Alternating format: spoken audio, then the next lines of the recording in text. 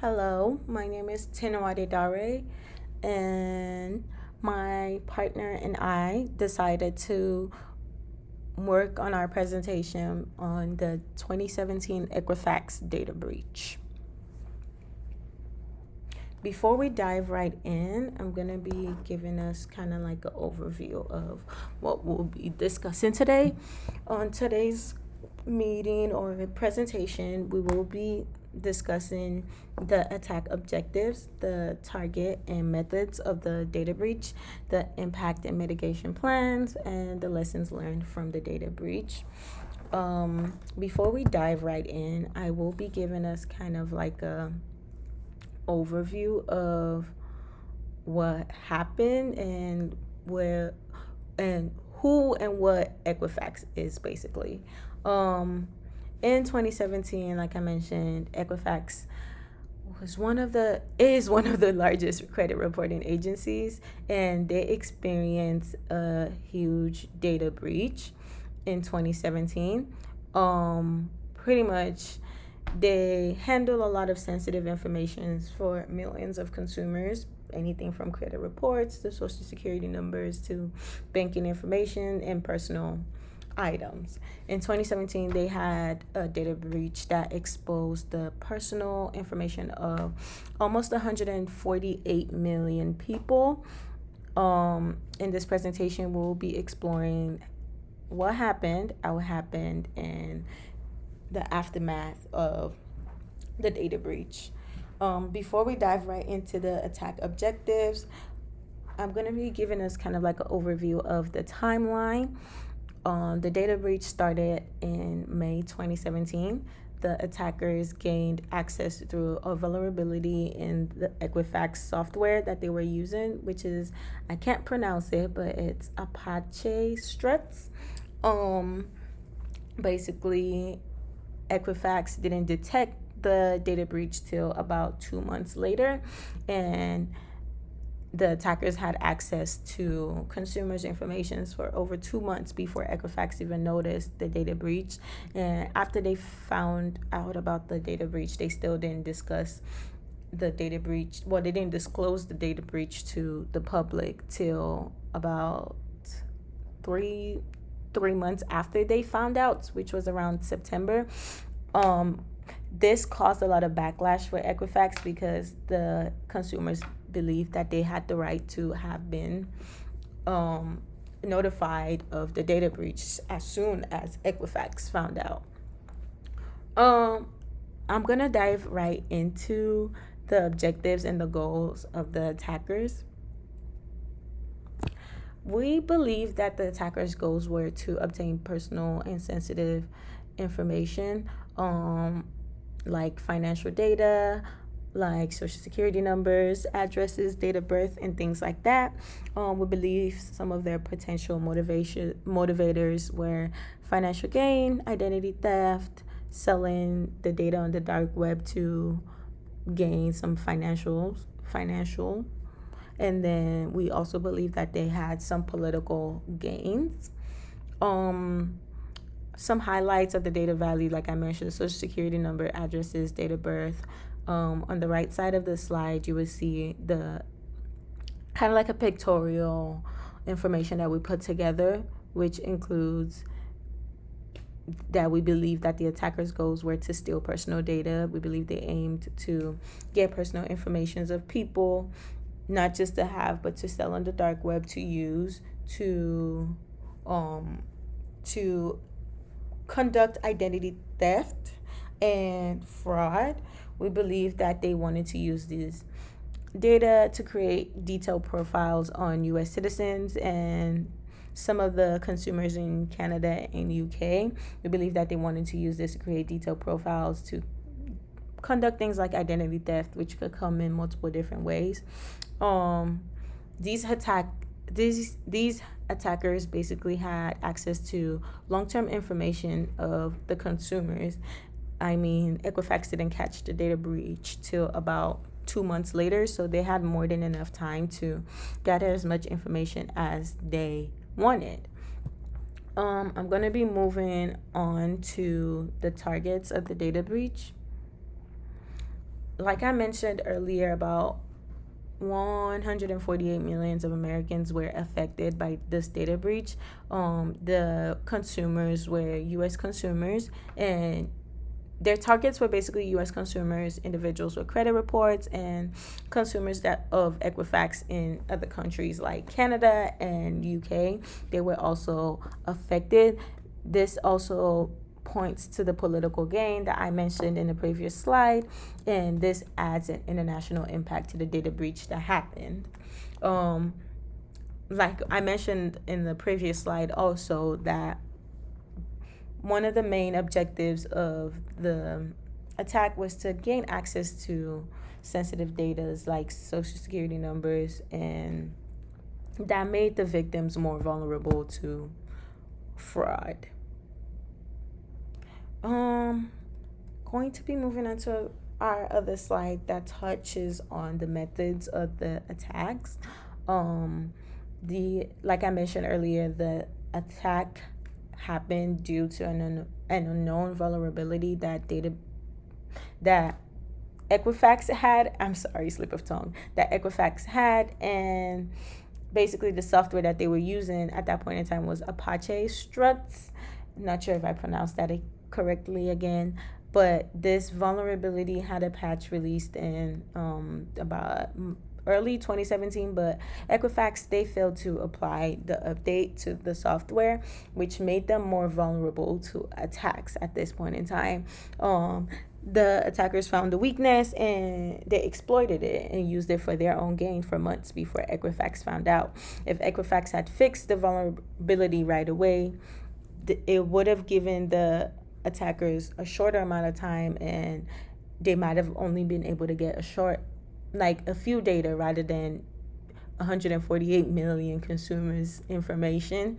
Um, Also, because Equifax didn't catch the data breach quickly, they gave the attackers about a 2 month head start before they got on it. I'm going to move ahead to the slide with the sources.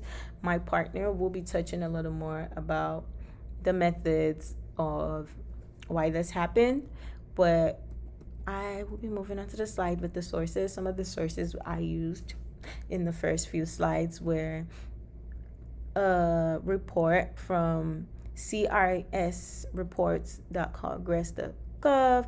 It was an article basically touching on the research of service reports on Equifax data. I also utilized breach sense analysis of Equifax. This was another article touching on the data breach that happened. And I also utilized some information from GAO report on Equifax data breach and the Equifax breach overview on Wikipedia. Thank you. Days later, the Department of Homeland Security informed all three credit bureaus about the vulnerability and told them to essentially take care of it. Now, a few days after this, they tried to scan and patch this vulnerability, but the software that they used to scan the system did not notice anything. Now, at this point, instead of reaching out to Apache Struts, or instead of escalating the situation to maybe an experienced employee or whatever the case may be, Equifax decided that a vulnerability that had been announced and they knew was part of their system, just because they ran a scan and it wasn't detected, that they didn't have to worry about it anymore.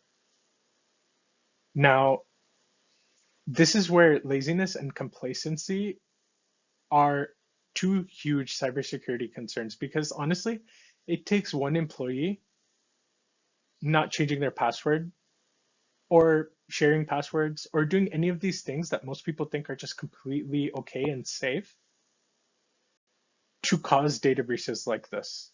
And in this case, it was company-wide incompetence, but in the general case, it's very important to be mindful and aware of these things. And it's also very important to constantly focus on them as companies and as individuals. And it also points to the importance of not delaying and procrastinating when it comes to updating software updates. Now, a while after this, the US government also released information about Equifax's IDS. Now, an IDS is an intrusion detection system. Basically, what it does is that if you have weird traffic going on inside your network, it'll let somebody know. Now, since the data in all of these credit bureaus is encrypted by default because it contains personally identifiable information of millions of people, this IDS needed a certificate in order to decrypt the data so that it could analyze it. Now, the certificate for this cipher was expired. Now, not only was it expired for 76 seconds or 76 hours, it was expired for 76 days. And this was 76 days after the intruders were already in the system and just hanging around collecting data. So, had Equifax updated this IDS, it's very likely that we would have had a few thousand people affected by this data breach. But because they got an extra 75 days to just be inside the system undetected, it became a huge problem. Now, let's go over the impacts. Almost 150 million Americans were affected by this, 15.2 million citizens of the UK, 19,000 Canadian citizens. The company Equifax suffered massively for this. Their credibility was completely destroyed. They had to fire so many people. They had to restructure the company a lot. They were sued over and over again, and they were fined over and over again. As of now, they've already paid $300,000 in fines and lawsuit payments, and we're not even sure if this is the extent of it. And as of now, the expected increase of identity theft that was expected after this data was stolen has not happened. And the reason for this came to light recently, and it was because the people that the DOJ went after for this were four CCP military people. So essentially, this cyber attack was sponsored by the Chinese government and the Chinese Communist Party. And they probably had more political and geopolitical reasons behind this cyber attack than just greediness and trying to steal money and the normal type of reasons that identities are usually stolen.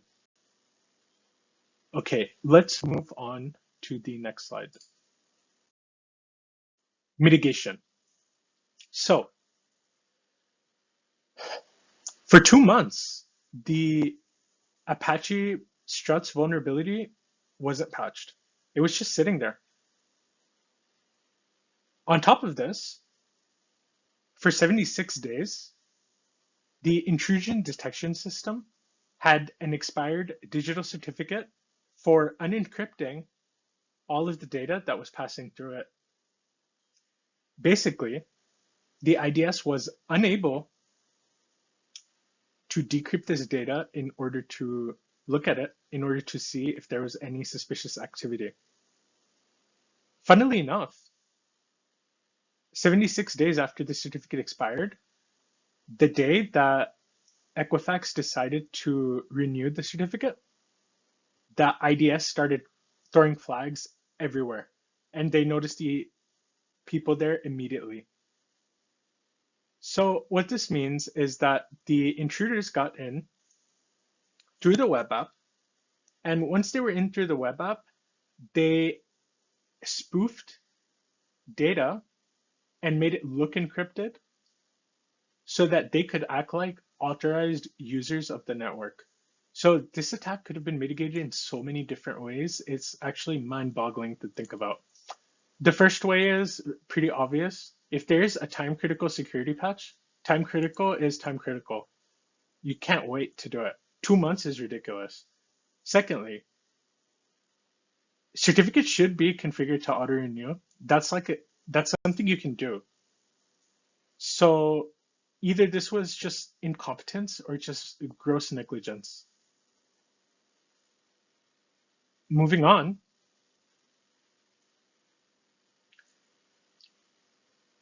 there's a concept in cybersecurity called need to know and a concept of trusting nobody.